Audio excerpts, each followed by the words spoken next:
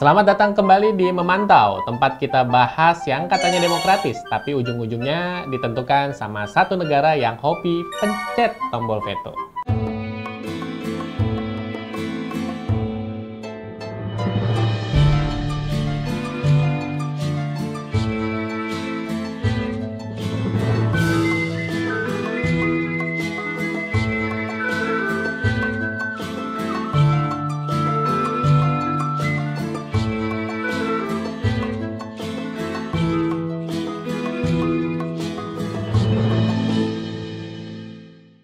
Hari ini kita bahas topik yang gak ringan, bukan gosip selebriti, bukan juga diskon listrik yang PHP, tapi soal Palestina, PBB, dan hak veto Amerika Serikat. Atau kalau mau lebih tajam, kenapa tragedi kemanusiaan bisa terus terjadi? Karena satu negara bilang, nope, nggak setuju, veto dulu, baru ngobrol. Jadi, buat yang belum tahu, hak veto itu ibarat tombol batalin semua yang dimiliki 5 negara anggota tetap Dewan Keamanan PBB, yakni Amerika Serikat, Rusia, Cina, Prancis, dan Inggris. Begitu satu dari mereka bilang tidak, apapun keputusan 188 negara lain langsung dicoret. Dan dalam konflik Israel-Palestina, AS tuh udah kayak admin grup WhatsApp yang nggak mau dikritik.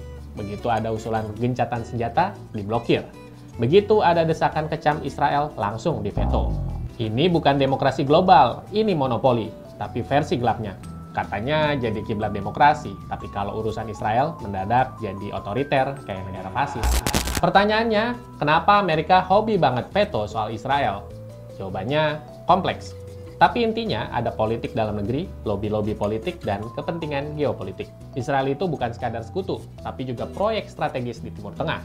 Ada faktor bisnis, senjata, pengaruh, dan tentunya elektabilitas dalam pemilu Amerika Serikat. Jadi, setiap kali ada resolusi yang nuntut Israel dihentikan, AS akan maju duluan sambil bilang, sorry ya guys, kami keberatan. Nggak peduli udah berapa ribu nyawa yang melayang, nggak peduli dunia udah mulai muak. Pokoknya, asal Washington belum oke, PBB cuma bisa nulis pernyataan prihatin.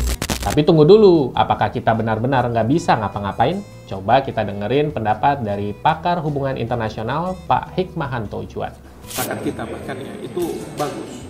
Mereka selalu memviralkan apa yang terjadi di Palestina. Kemudian juga mereka saling berinteraksi dengan tentara-tentara Israel melalui sosial media ya. Itu sering saya melihat seperti itu. Nah, dan juga masyarakat Amerika. Idenya adalah kalau misalnya people to people relations ini terus bisa berjalan.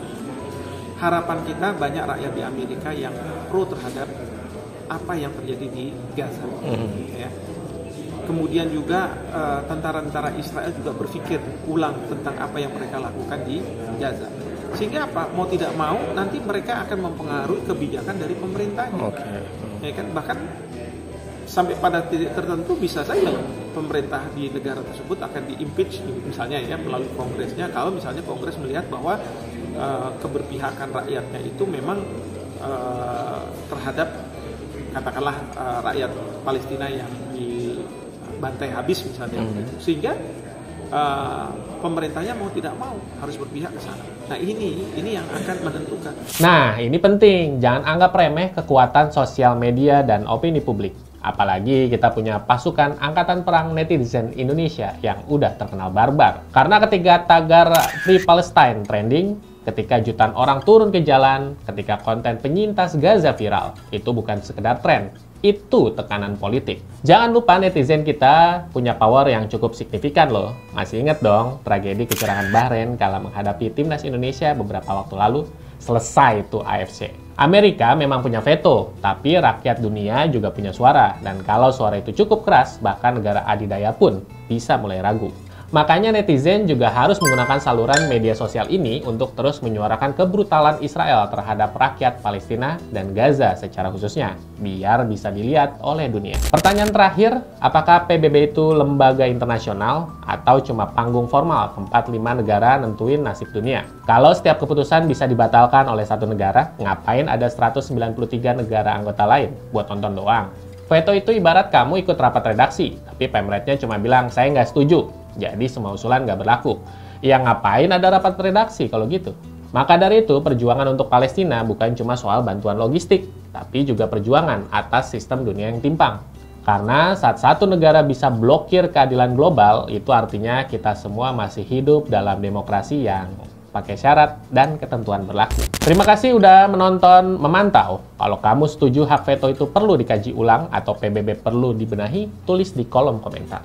Karena kita mungkin nggak bisa mencabut veto, tapi kita bisa bikin suara kita cukup nyaring sampai nggak bisa diabaikan. Sampai jumpa di episode berikutnya, dan ingat, solidaritas bukan tren, tapi tanggung jawab kemanusiaan.